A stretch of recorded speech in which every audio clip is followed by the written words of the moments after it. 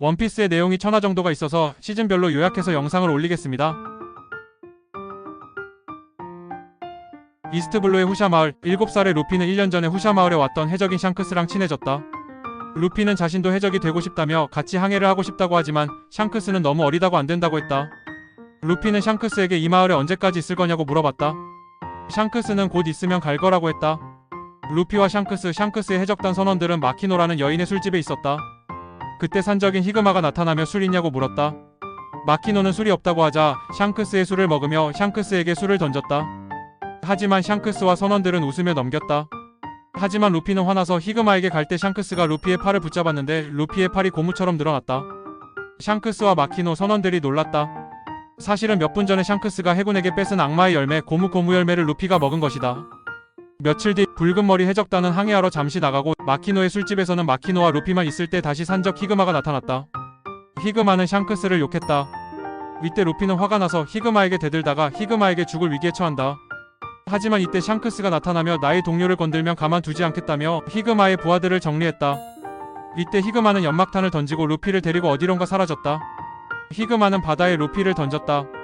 하지만 히그마 뒤에서 엄청 큰 해왕류가 나타나 히그마를 삼키고 루피까지 삼키려고 할 때 샹크스가 와서 루피를 구해줬다. 하지만 샹크스는 루피를 구해줄 때 해왕류에게 파란 쪽을 먹혀버렸다. 며칠 뒤 샹크스가 후샤 마을을 떠날 때 루피는 나는 아저씨들처럼 강한 선원들을 모아 강한 해적이 되겠어라고 말했다. 이때 샹크스는 밀짚 모자를 건네주며 강한 해적이 되어 다시 주라고 했다. 샹크스에게서 밀짚 모자를 받은 지 약 10년 후 후샤 마을을 떠나 첫 항해를 시작한 루피. 식량이 떨어지게 되고 소용돌이도 만나 처음부터 항해가 끝날 뻔했지만 술통에 들어가서 알비다 해적단을 만났다. 거기서 코비를 만났다. 그리고 알비다를 쓰러뜨리고 코비와 함께 쉘즈타운으로 향한다. 쉘즈타운에 도착한 루피와 코비가 음식점에 들어가 대화를 나누는데 현상금 사냥꾼 롤로노아 조로와 해군 목건의 이름이 거론될 때 주변의 모든 사람들이 뒤집어지며 놀란다. 그러다 해군 기지를 발견하고 안에 잡혀있는 조로를 만난다. 현상금 사냥꾼이라고 불리는 롤로노아 조로는 목건의 아들 헤르메포와 시비가 붙어 사형당하기 직전이었다. 이런 상황에 루피는 갑자기 조로에게 동료가 될 것을 제의했으나 단칼에 거절당한다. 그 직후 해군이 조로를 총살시키려고 하는데 갑자기 루피가 해군 기지에서 튀어나와 조로에게 날아온 총탄을 모두 막아낸 뒤 조로를 해방시키고 조로의 칼들을 전부 되돌려준다. 그 후 조로는 루피의 편에서 서서 해적으로서 일당으로의 합류를 선언하고 이와 동시에 루피와 같이 협공하여 목건을 물리친다. 이로 인해 쉘즈타운은 그동안의 목건의 폭정에서 벗어나 평화를 되찾게 되고 이에 루피와 조로는 마을 주민들로부터 목건을 물리친 영웅으로 추앙받게 된다. 이 일이 있고 난 뒤 코비는 해군에 정식 입대하고 루피와 조로는 새로운 동료를 찾으러 떠난다. 루피와 조로를 항해하는 도중에 루피는 큰 새를 만나 새의 부리에 물린 채 날아가 버리고 이 새를 버기 해적단이 격추시키며 루피는 오렌지 마을에 도착했다. 이스트 블루에서 이름을 떨치고 다녔던 버기 해적단의 선장 버기를 만났고 그가 가지고 있던 보물과 위대한 항로 해도를 훔치려는 해적 전문 도둑 나미도 만났다. 버기 해적단의 인물들과 그리고 도둑 나미, 거기서 나미를 영입하려는 루피와 조로를 포함한 밀짚 모자 일당은 대치했다. 결국 마지막에는 루피가 버기 해적단의 부선장인 모디와 그의 애완동물 리치를 상대로 승리하고 또한 선장인 버기를 날려버린다. 물론 조로 또한 버기 해적단의 캐버디를 상대로 승리한다. 그리고 이때 루피 일행이 보통의 난폭한 해적과 다르다는 사실을 깨달은 나미가 루피와 협력하여 버기를 무찌르고 해적단에 임시 합류하게 된다. 밀짚 모자 일당은 실온 마을에 갔다. 거기서 우솝과 부잣집 카야를 만나게 된다. 하지만 우솝은 부잣집 카야의 집사 캡틴 크로가 카야의 재산을 노리는 것을 눈치채고 밀짚 모자 일당에게 도와달라고 했다.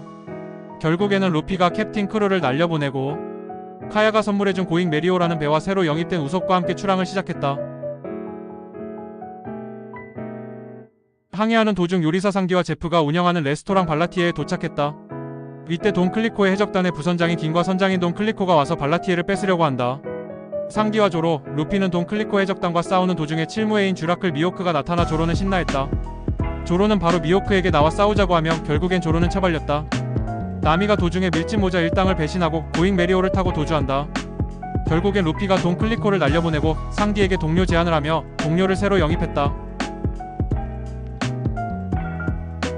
코코야시 마을은 아론 일당이 지배하고 있으며 나미는 코코야시 마을을 해방하기 위해 아론의 밑에 일하며 1억 베리를 모아 코코야시 마을을 해방시키려고 했지만 아론은 그런 생각이 없다며 코코야시 마을을 초토화시키려고 했다. 이때 나미는 자신의 팔을 칼로 찌르며 울었다.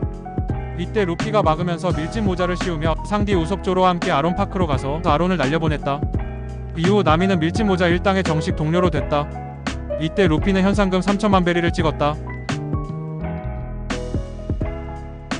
밀짚 모자 일당들은 로그타운으로 갔다. 조로는 미호크와의 대결에서 검 2개를 잃어서 이폰마치에게서 새로운 검 2개를 얻게 되며 루피는 버기 알비다 연합으로 죽을 위기를 겪게 되었으나 자연의 힘으로 위기를 넘기고 이어 해군 스모커에게 붙잡혀 체포될 위기에 빠지지만 정체 모를 인물이 나타나 스모커를 저지하면서 겨우 도망치게 된다.